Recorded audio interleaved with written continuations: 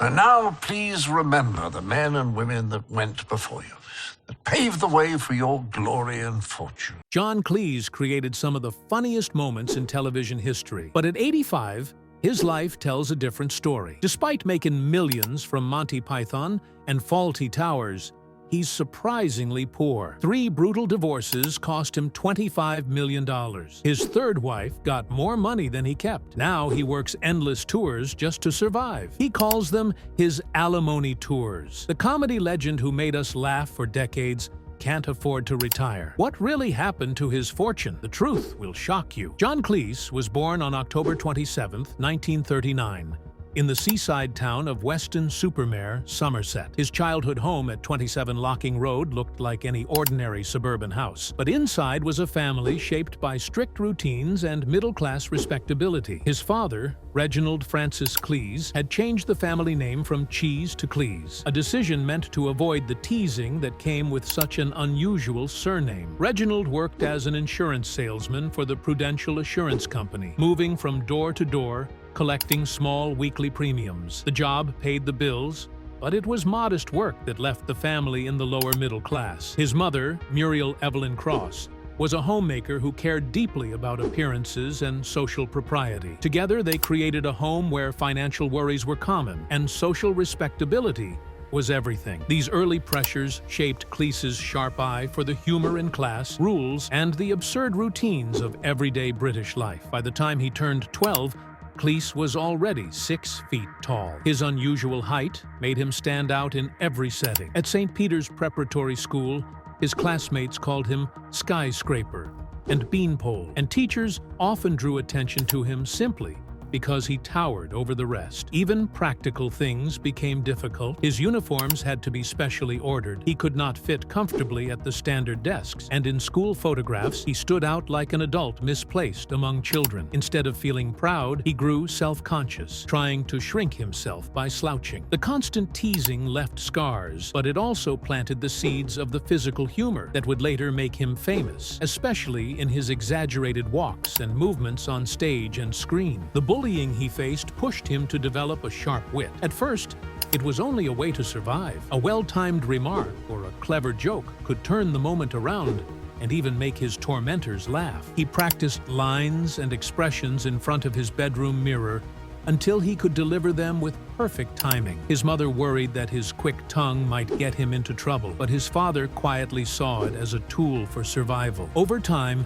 Cleese became skilled at reading people's moods and knowing exactly when a joke could soften a situation. What had started as a defense became his greatest strength. In 1953, Cleese transferred to Clifton College in Bristol, a prestigious school where he hid his insecurities behind a mask of achievement. He excelled in Latin, Greek, and English literature and became a strong cricket bowler, finally finding one place where his height gave him an advantage. He was chosen as head of his house and became a member of the Elite 20 Club, reserved for the school's best students. To everyone else, he looked like the model pupil, smart, confident, and talented. In reality, he felt like an outsider, afraid that his family's modest background would set him apart from his wealthier classmates. He studied late into the night, memorizing texts, to make sure he never appeared unprepared. His teachers praised his maturity and leadership, not realizing that his wit and confidence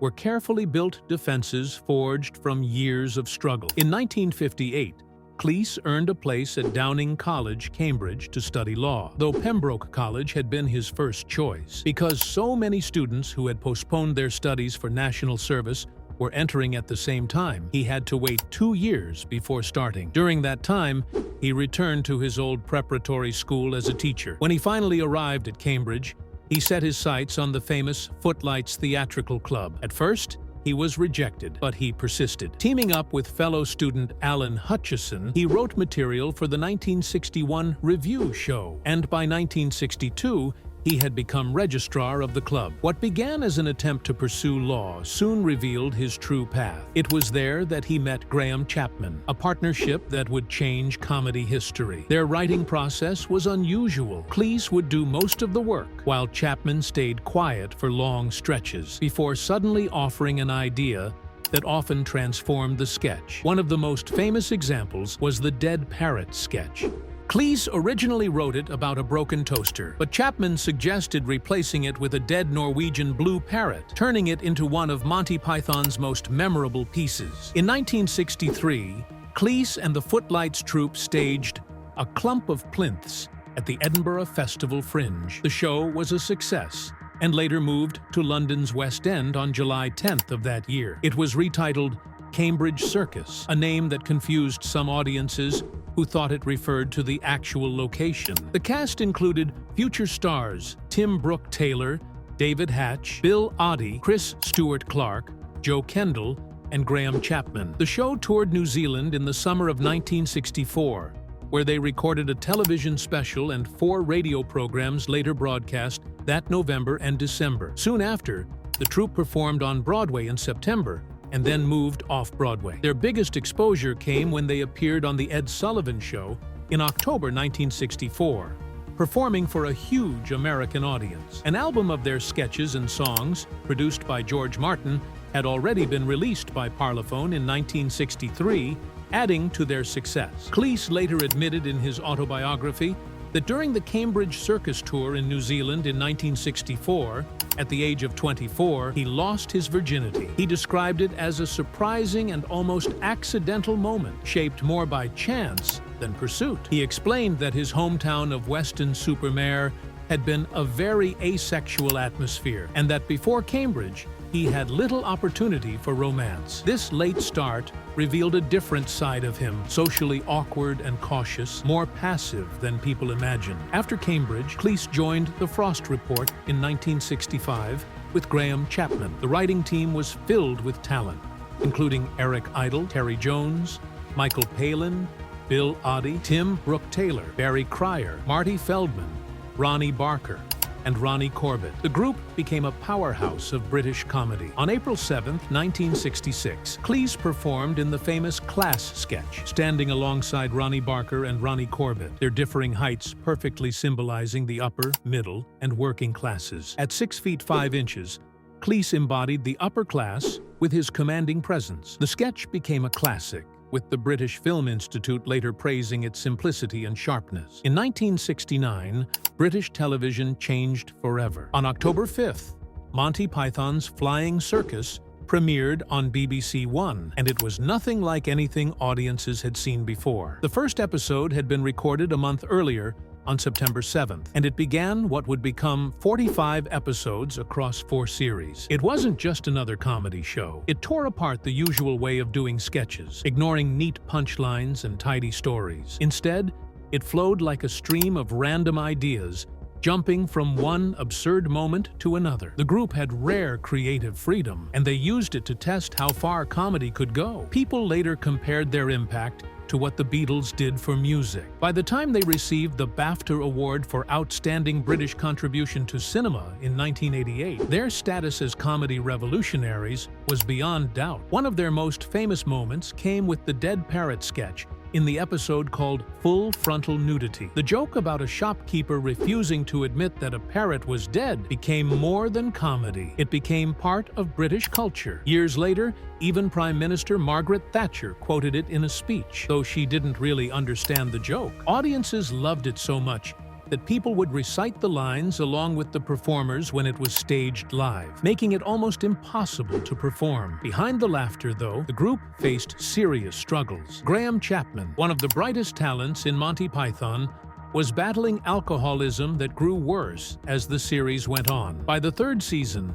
John Cleese admitted he was tired of dealing with Chapman's drinking. Things reached a crisis in 1975 during the filming of Monty Python and the Holy Grail. Chapman suffered from delirium tremens, a dangerous condition that strikes heavy drinkers who suddenly stop. It usually affects people who drink half a liter of liquor or around 7 or 8 pints of beer every day for at least a decade. The illness was so severe that Chapman, once an accomplished mountain climber, couldn't even cross the Bridge of Death scene without a body double. Michael Palin later wrote in his diary that Chapman was sometimes too drunk to perform during college shows, which led to arguments with Cleese after performances. Though Chapman eventually realized he needed to stop drinking, the damage was too deep. He died at just 48. Many described him as openly gay but secretly alcoholic, a reminder of the hidden pain behind his talent. Cleese himself faced another turning point. By the end of the third series, he felt the show was losing its freshness. He had thought of leaving after the second series, but during a flight to Toronto, he finally announced to the group, "I want out." Eric Idle later said,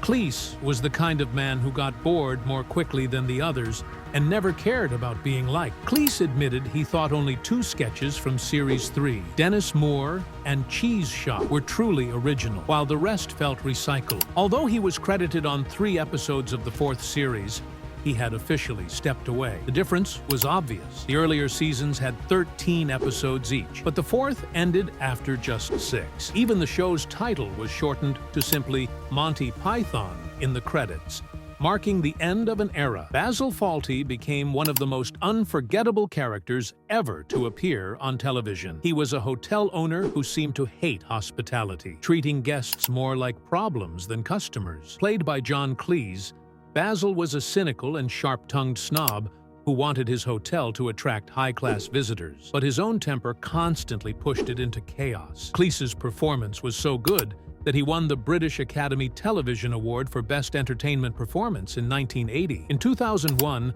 Channel 4 held a poll that ranked Basil as the 2nd greatest TV character of all time, beaten only by Homer Simpson. What made him so memorable was how he turned ordinary human flaws into wild comedy. His rants, sarcasm, and constant frustration made him despicable and fascinating all at once, creating a character still recognized across the United Kingdom decades after the show ended. What made Fawlty Towers itself even more remarkable was its perfectionism. The show ran for only 12 episodes, split into 2 series in 1975 and 1979. Cleese and his co-writer Connie Booth went through about 10 drafts of each script before filming, determined to get everything exactly right. They were so committed to quality that they turned down the chance to make more episodes, even though the show was hugely popular and could have earned them a fortune. They feared that making new episodes just for money would ruin its standard. That decision looked strange at the time,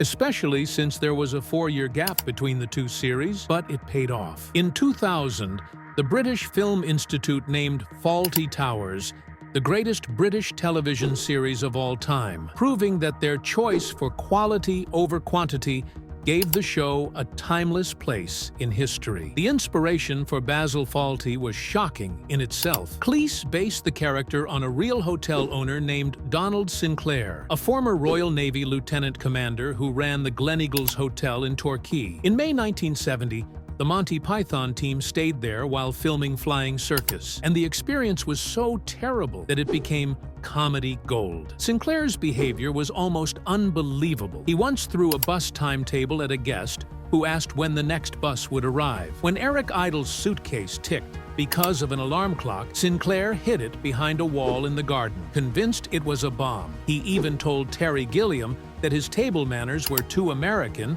because he held his fork in the wrong hand. Cleese later called him the rudest man he had ever met, and a waitress who worked there said it felt like Sinclair didn't even want his guests to stay. Most of the Pythons left early, but Cleese and Booth stayed to study his behavior, turning his rudeness into the genius of Basil Fawlty. Cleese later even used the name Donald Sinclair in his 2001 film Rat Race as a nod to the real man behind the madness. Even though it lasted for just 12 half-hour episodes, Fawlty Towers became a worldwide phenomenon. Its themes of social class, cultural clashes, and human absurdity connected with audiences everywhere. American comedies like The Office and Arrested Development borrowed ideas from its style and structure, and its influence can still be seen in television today. Its timing and farcical setups shaped how modern sitcoms are written, proving that the show's reach went far beyond Britain. Nearly 50 years later, it continues to be celebrated as one of the finest comedies ever made. John Cleese's career didn't stop with Basil Fawlty. In 1988, he co-wrote and starred in the comedy film A Fish Called Wanda, which became a worldwide success. It grossed $188 million at the box office, making it the seventh highest-earning film of that year. Cleese played the role of Archie Leach, while also serving as co-writer and executive producer. The film brought him international recognition, with Kevin Kline winning the Academy Award for Best Supporting Actor and Cleese himself winning a BAFTA for Best Actor. The British Film Institute later named the movie the 39th greatest British film of the 20th century. Many critics consider it the high point of Cleese's movie career, showing his ability to create sophisticated comedy that worked on a global scale. Cleese's personal life was just as complicated as his career was successful. He married American actress Connie Booth in 1968, and together they created every episode of Fawlty Towers. Booth played the witty and reliable waitress Polly,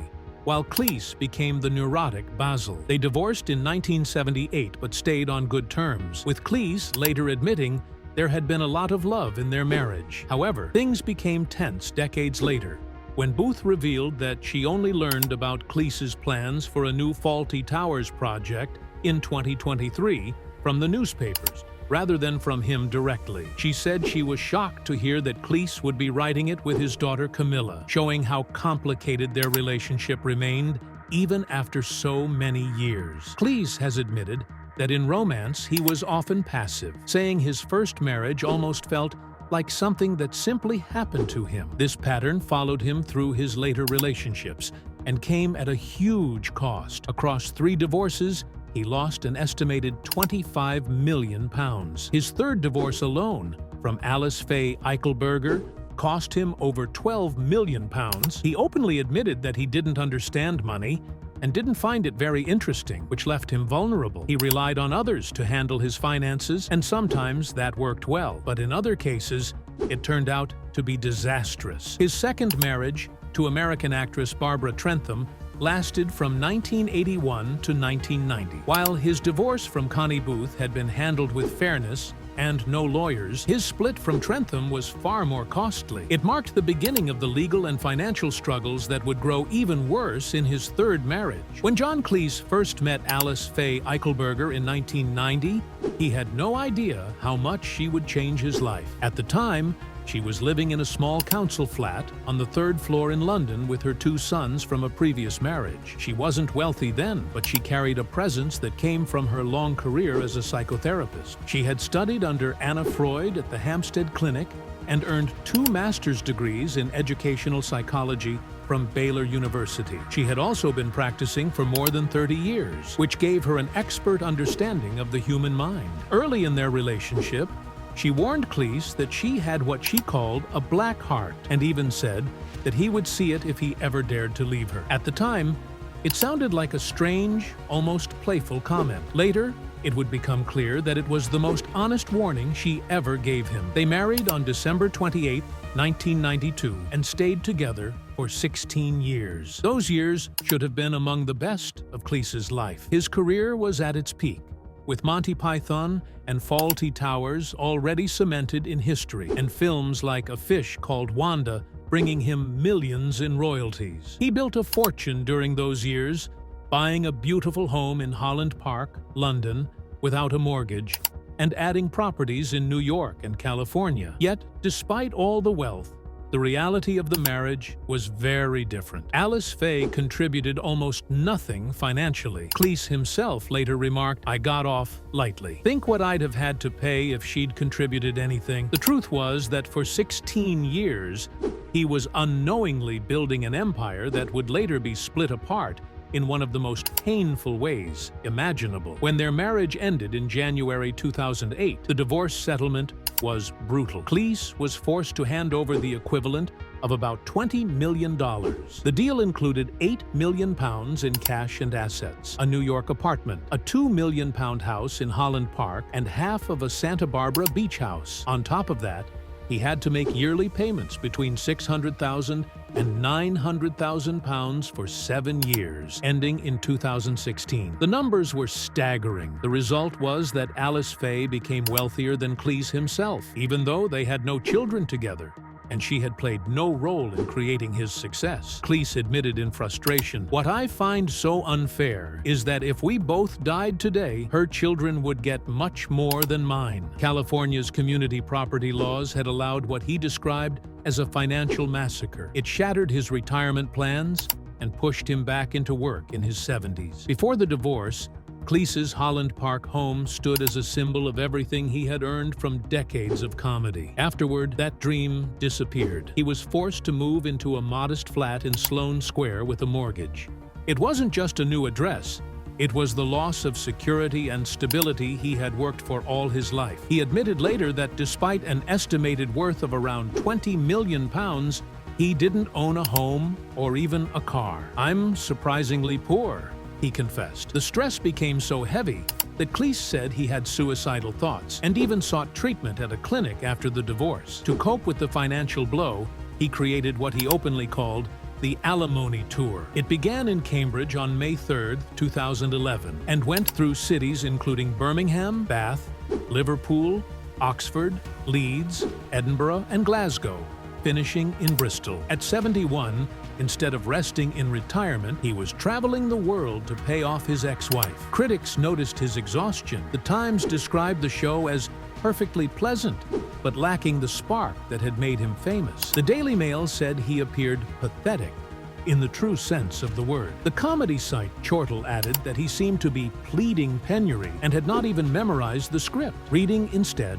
from an autocue. Cleese himself admitted he was performing just to feed the beast of alimony payments. For a comedy genius, the public humiliation was hard to ignore. Even today, at the age of 85, Cleese continues working at a pace few his age would attempt. He hosts the Dinosaur Hour on GB News, is involved in a Fawlty Towers stage show in London's West End, and has projects adapting Life of Brian and A Fish Called Wanda for the stage. His tours between 2015 and 2023 brought in between $500,000 and $750,000 a year. Yet the reason he still works is simple. He needs the money. He has been honest about it, saying, "Well, you're quite right, but there's only one person responsible for that." When asked why he continues working so late in life, in one of his few gestures of security, he gave his Chelsea flat worth £1.25 million to his fourth wife,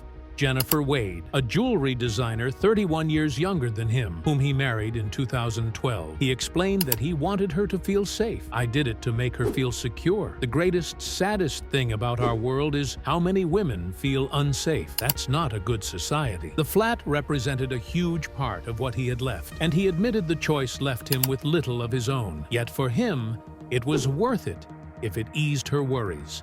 Even with his financial struggles, Cleese has kept up one luxury: stem cell therapy. For 20 years, he has spent about £17,000 each year at a clinic in Montreux, Switzerland. The treatments, which cost him about £340,000 in total, involve cells that repair areas of the body by turning into whatever is needed, from cartilage to liver tissue. Cleese believes they have kept him looking younger and said, "If you're buying yourself a few extra years, I think it's worth it." He credits the therapy with why he doesn't look bad for 84. But money and treatments have not eased the weight of loss. Cleese has admitted to feeling depressed as he watched more and more of his friends pass away. He named Jeffrey Palmer, Joan Sanderson, Ken Campbell, and Bernard Cribbins as just a few of the people he deeply missed. Every time somebody came up and I thought, are they still alive? Dead. And I started getting a bit depressed. And it was just loss, really. He warned that reaching your 80s brings a wave of losses no one can truly prepare for. As one of the last surviving members of Monty Python, he feels the heavy task of carrying their legacy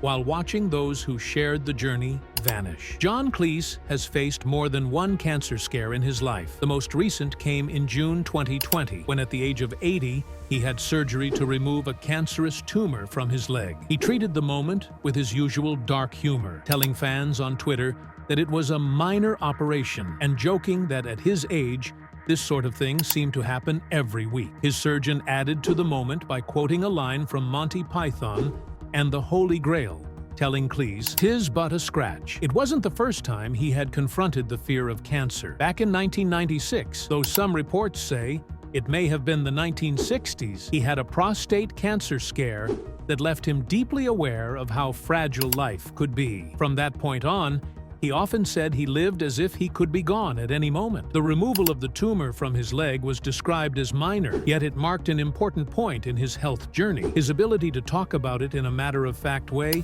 showed not only his humor, but also his acceptance of what comes with age. When asked about life in his 80s, Cleese often turns to the words of the American novelist Philip Roth, who once wrote that old age is a massacre. Cleese warns that no matter how much one prepares, nothing can fully ready someone for the experience of reaching that stage of life. Now, at 85, he explains that aging is not only about facing health problems like cancer, vertigo, or the need for stem cell treatments, but also about carrying the emotional weight of loss. He speaks openly about how the shrinking of one's world, losing friends and colleagues, losing the energy to do things once taken for granted, can feel overwhelming. The word massacre resonates with him because it does not suggest a slow decline, but rather the sharp and sudden ways life can change. Cleese has also spoken candidly about depression. In an interview with The Times,